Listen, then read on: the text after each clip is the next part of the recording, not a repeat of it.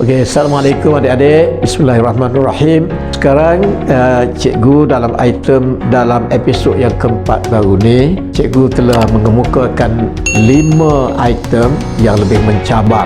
Jadi item yang pertama dalam episod yang keempat ini ialah permainan segitiga ajaib ataupun dalam bahasa Inggeris the magic square. Jadi kalau cikgu aturkan nombor begini secara consecutively berturutan, jadi adik berarti bahawa ianya tidak lagi ajaib, belum ajaib lagi, kerana jumlah sisi ini ialah 7, sisi ini ialah 15 dan sisi ini ialah 10. Jadi tidak sama. Ketika sisi sama, jadi dia bukan ajaib. Jadi adik-adik diminta ataupun dicabar sebenarnya untuk menyusun semula ke 66 nombor ini ke dalam 6 slot ini, supaya jumlah bagi setiap sisi itu adalah menjadi sama, iaitu yang pertama 9 kesemuanya 9, yang kedua 10 kesemua sisi ini 10, yang ketiga 11, yang keempat 12, barulah ia menjadi segitiga ajaib ataupun the magic triangle. Jadi adik-adik boleh cuba. Baik, sekarang kalau adik-adik cuba dengan cara trial and error, cuba dan tak berjaya, cuba berjaya, jadi adik-adik sudah tentu akan mengambil masa yang agak lama barulah dapat menyelesaikan keempat-empat masalah ini. Jadi kalau dibuat dengan cara trial and error, tapi dalam hal ini adik kena berfikir secara logik, secara mantik, secara bijaksana, secara kreatif, bagaimana masalah ini boleh diselesaikan dengan begitu tepat dan cepat sekali, insya-Allah. Jadi adik harus berfikir bagaimana caranya untuk mengatasi masalah ini. Baik, sekarang adik-adik, jadi untuk mendapatkan jawapan bagi yang pertama, jumlahnya ialah 9. Jadi kita gunakan pola nombor. Setelah adik-adik berempah pula menggunakan cara trial and error, jadi adik tidak akan dapat jawapan lagi. Jadi kita pun ada satu pemikiran, iaitu kita gunakan pola nombor, di mana di bucu, setiap bucu ni kita bubuh ataupun isi dengan nombor yang berturutan, iaitu 1, 2 dan 3. Itu pola nombor 1, 2 dan 3.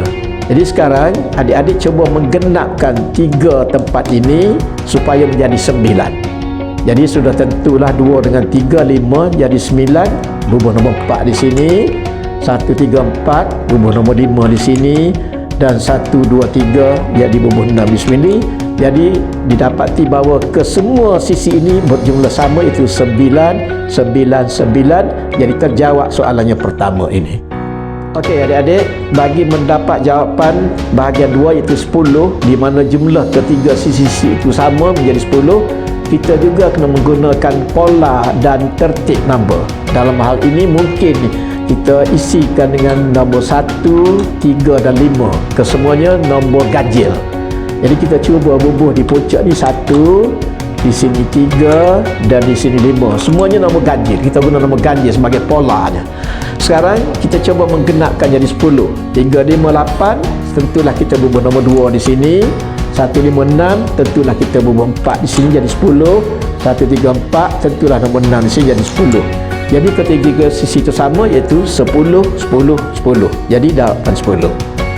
Jadi kan bijak kan kita guna pola nombor ni, sangat penting pola dan tertib nombor dalam penyelesaian masalah matematik. Okey adik-adik, untuk menyelesaikan masalah yang ketiga, di mana ketiga-tiga sisi itu berjumlah menjadi 11, tiap-tiap satu sisi menjadi 11, kita juga akan menggunakan pola dan tertib nombor, iaitu dalam kes ini kita gunakan semuanya nombor genap, iaitu 2, 4 dan 6. Di mana di puncak yang pertama ni kita isikan nombor 2, yang kedua mungkin nombor 4, yang tiga nombor 6. Jadi kalau kita tengok 4, 6, 10 untuk dapatkan 11, mesti kita isikan dengan nombor 1, 2, 6, 8 untuk dapat 11, nombor 3 kita isikan 2, 4, 6 dapat 11, nombor 5. Jadi sekarang ketiga-tiga sisi itu berjumlah sama, iaitu 11, 11 dan 11, menjadikan segitiga ini the magic triangle, insya-Allah. Alhamdulillah.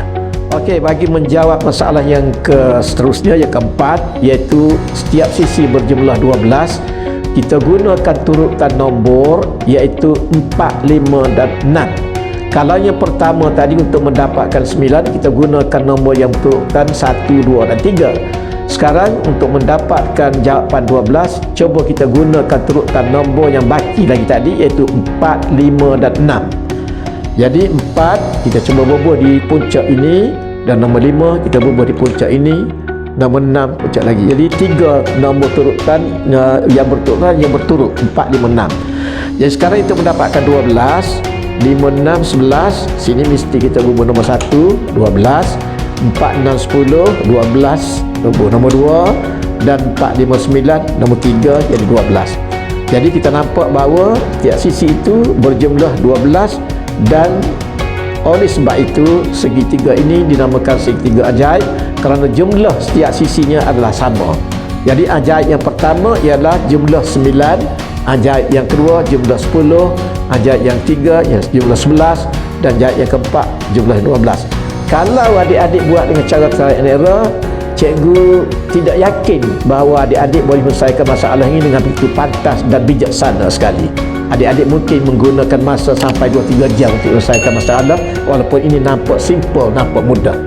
Jadi menggunakan logik matematik, menggunakan pola dan tertib nombor, insya-Allah adik boleh menyelesaikan masalah yang rumit-rumit dalam matematik dengan izin Allah. Terima kasih.